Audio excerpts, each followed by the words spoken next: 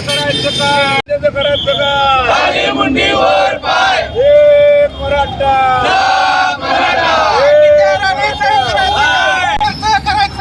खाली मुंडीवर पाय खाली मुंडीवर पाय खाली मुंडीवर पाय एकनाथ शिंदेचं करायचं का खाली मुंडीवर पाय एक मराठा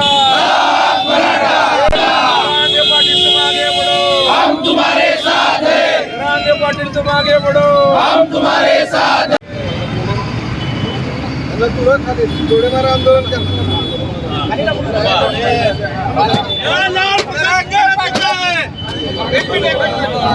शासनाच्या नावाने सगळ्यांनी बोंब माराने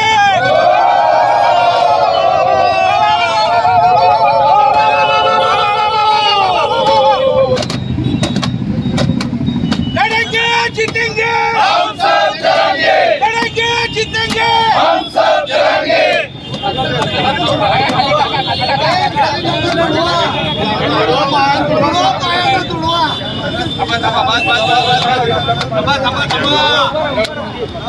लड़ेंगे जीतेंगे हम सब चलेंगे लड़ेंगे पाटिल तुम आगे बढ़ो हम तुम्हारे साथ हैं लड़ेंगे पाटिल तुम आगे बढ़ो हम तुम्हारे साथ हैं लड़ेंगे पाटिल तुम आगे बढ़ो हम तुम्हारे साथ हैं क्या पड़े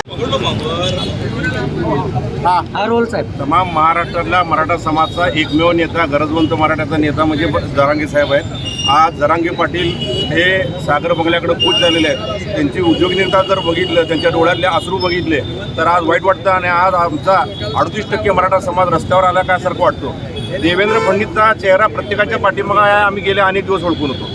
जरांगे पाटलांनी वर ज्यांनी आरोप केलेत किंवा मराठा चळवळीवर ज्यांनी आरोप केलेत त्याच्या पाठीमागे देवेंद्र फडणवीस हेच निश्चितच हे आम्हालाही माहीत होतं. आज जरांगे पाटलांनी ते जाहीर केलेलं आहे. मला वाटतं जेव्हा ते मुख्यमंत्री होते त्यावेळेला सुद्धा इलेक्शन लागल्यानंतर त्यांनी 16% मधलं आरक्षण दिलं, पण ते सर्वोच्च न्यायालयात टिकलं नाही.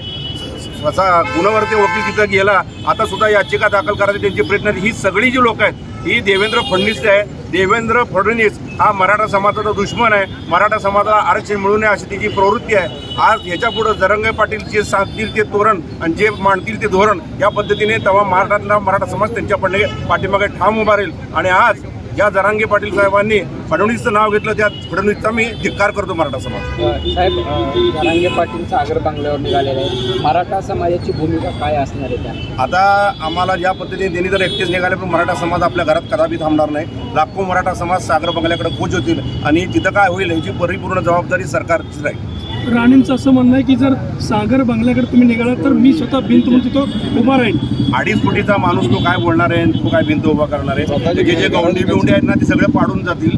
या मराठ्यांनी अटकेबार झेंडा फडकवलेला आहे. या गद्दार नारायण राणेला माहीत नाही. नरेंद्र पाटलांनी सुद्धा जरांगे पाटलांना विरोध केलेला आहे. ही सगळी देवेंद्र फडणवीसनी भुंकाला लावलेली कुत्री आहेत. ती देवेंद्र फडणवीस सांगतात तशी कुत्री बुकली जातात. त्यांनी हिंमत असलं तर देवेंद्र फडणवीस स्वतः समोर येऊन मराठा समाजाला विरोध करून दाखवा. नरेंद्र पाटील स्वतः मराठा असून एक मिनिट नरेंद्र पाटलावर हा रोल बोला. आपण विषय काढला नरेंद्र पाटलाचा. नरेंद्र पाटील जातीवंत मराठा अण्णासाहेब पाटलांचे चिरंजीव असून सुद्धा त्यांनी हातावर देवेंद्र फडणवीसचं नाव काढलंय. त्यांना लाज वाटली पाहिजे की आपण जातीवंत मराठा असताना आपण देवेंद्र फडणवीसचा नाव कॅटो कसा काढायला पाहिजे. तर आमची विनंती आहे या सरकारला आमचा आग्रहाची मागणी आहे की आमची जी मागणी कुणबीची होती आणि सगळे सोयऱ्याचा अध्यादेश काढायचं ही मागणी आम्ही लावून धरणार आहे. त्याशिवाय आम्ही मागं हटणार नाही. आम्ही कुणबी आहेत. आमच्याजवळ 57 लाख नोंदी मिळालेत. त्याप्रमाणे आम्हाला सर्टिफिकेट कुणबीचं मिळालंच पाहिजे. आमची दुसरी काही मागणी नाही. 10% वरचं आरक्षण हे मिळत नाही, कोर्टात टिकत नाही हे आम्हाला माहिती असून पण मराठा समाजाची दिशाभूल करण्याचं काम हे मुख्यमंत्री सुद्धा करत. त्यांनी छत्रपती शिवाजी महाराज शपथ खाल्ली आणि खोटं बोलले की तुम्हाला कुणबीच्या प्रमाणपत्राप्रमाणे सर्वांना आरक्षण देऊ आणि सगळेच वगैरेचा अध्यादेश सुद्धा काढू. पण हे सर्व छत्रपती शिवाजी महाराजांची शपथ खाणारे मुख्यमंत्री असते, त्यांचं मंत्रिमंडळ असतं. त्याला मराठा समाजाची ताकद निवडणुकीत दाखवून देईल.